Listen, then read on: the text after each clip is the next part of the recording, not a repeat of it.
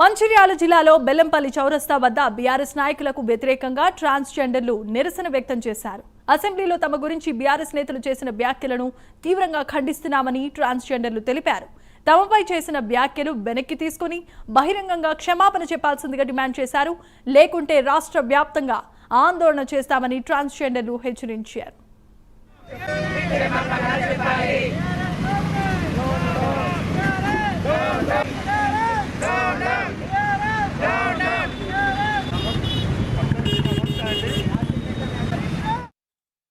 అసెంబ్లీలో జరిగిన సమావేశంలో ట్రాన్స్జెండర్ గురించి శ్రీధర్ గారు మినిస్టర్ గారు మా గురించి మాట్లాడటం జరిగితే ట్రాన్స్జెండర్ వ్యక్తులకు గత నెల ముందు మాకు 50 మందికి కానిస్టేబుల్ జాబులు ఇవ్వటం గురించి గొప్పగా మా గురించి చెప్పడం జరిగితే దాని గురించి ఒక ప్రతిపక్ష ఎమ్మెల్యేలు హరీష్ రావు గారు ప్రశాంత్ గారు మా గురించి మా పేరు చెప్పటం జరగటంతోనే నవ్వటం జరిగితే మాకు సిగ్గుసేట్ అనిపించింది. ఎన్నో ప్రభుత్వాలు కానీ ఎన్ని ప్రభుత్వాలు ఉన్నా ఇంతవరకు మమ్మల్ని ఎవరు పట్టించుకోలేదు.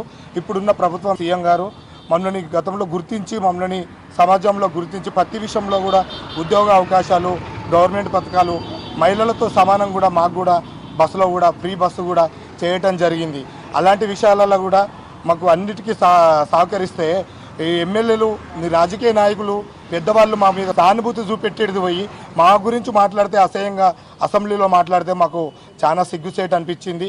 కాబట్టి మా మొత్తం తెలంగాణ స్టేట్లో ట్రాన్స్జెండర్లు అందరం కలిసి మాకు సమాధానం చెప్పకపోతే మేము దాని గురించి ధర్నా చేయటమని అనుకుంటున్నాము.